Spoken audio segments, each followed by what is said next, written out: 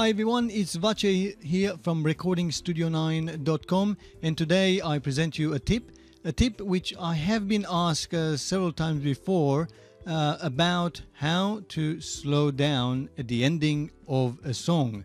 When you hear a song and the final few bars of the song, it slows down to a slow finish.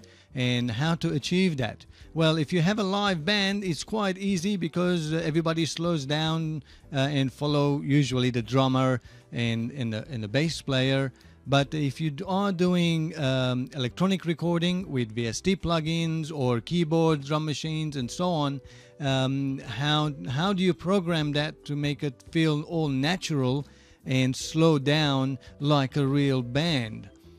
Well, it's quite easy in Studio One because Studio One has a tempo track option where you can set at certain bars change of tempo. So what you do is before you record any of your tracks, and when you usually pretty much after your drum plugin. So if you're using a drum plugin and you're recording the MIDI for the drums, this is when you can edit that, put it in, and then after that everything else is being recorded will follow that tempo track.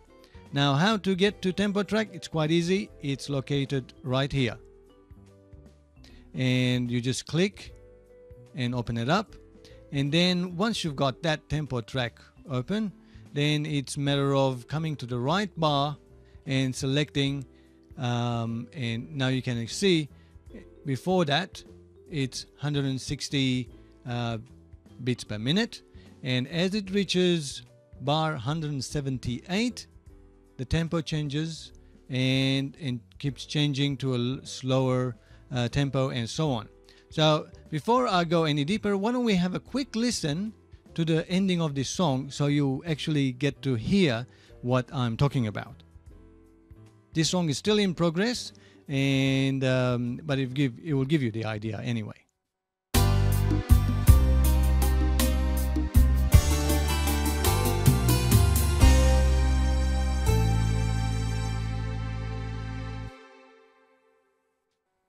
So let's see how we actually achieve that slowing down.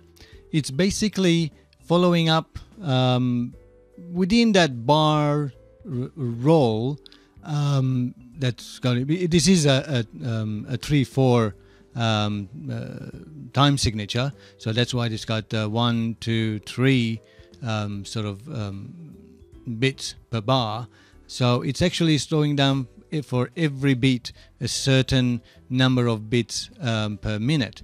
So originally it's starting at 160 bits per minute and then going down to 145 and then down to 132 and then finally finishing off at 123 bits per minute and then continuing until end of the song. Now, it is sort of logrammatic slowing down and not a linear slowing down. And it's only by rule of thumb, which has been my rule, and there's no any rule anywhere in the world. This is all just my rule of thumb. Basically, I normally slow down no more than down from 100% down to 75% of the original tempo. So in this case, if it's 160 and if it's going down to 123 beats per minute, it's going down to down to 75%, and in sort of logrammatic sort of percentages. So initially you'll go down to about from 160 to 145. That's about 10%. And then slowing down, I think I just calculated that to 82% at 132 beats per minute. And so that's only 8% going down. And then 123, which is about 76% of the original value. So that will give you nice and smooth natural slowing down. I mean, these numbers are just my numbers and my rule of thumb, so you can play around and experiment any which way you like. You can slow down to whatever speed you like. It's your song. But this is an example of how I do it and how I achieve it. The same thing would apply if you actually are speeding up a song. Do a gradual slowing and speeding up. That just gives it that more natural progression of change of tempo.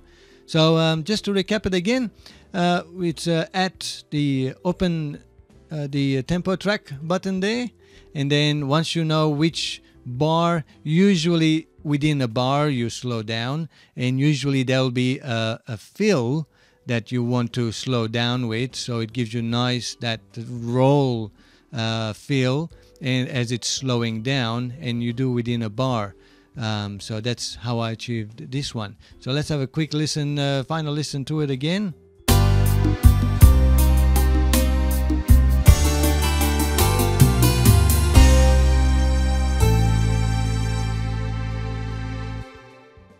So that's how it slows down. So I'll just have a quick listen to just the drums of how they slowing down.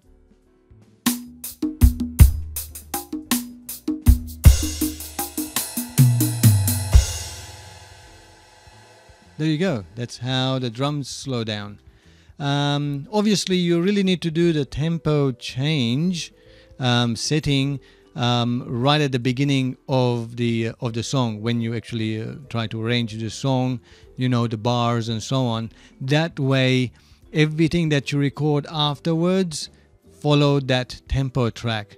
So if you've got audio being played, like here, my bass, it really needs to follow that tempo. So if you're following and so on.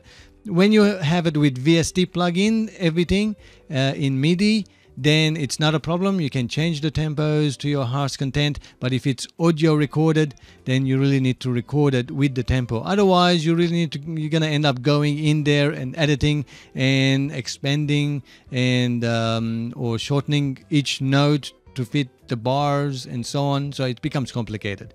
So try to do that at the beginning.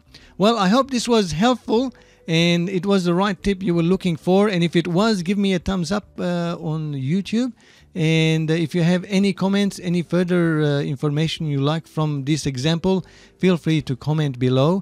I'll be more than happy to follow it up with you and give you my reply, as I always do. And if you haven't subscribed to my channel, you are always welcome. That way you're always kept up to date. And until next time, thanks for watching. Cheerio.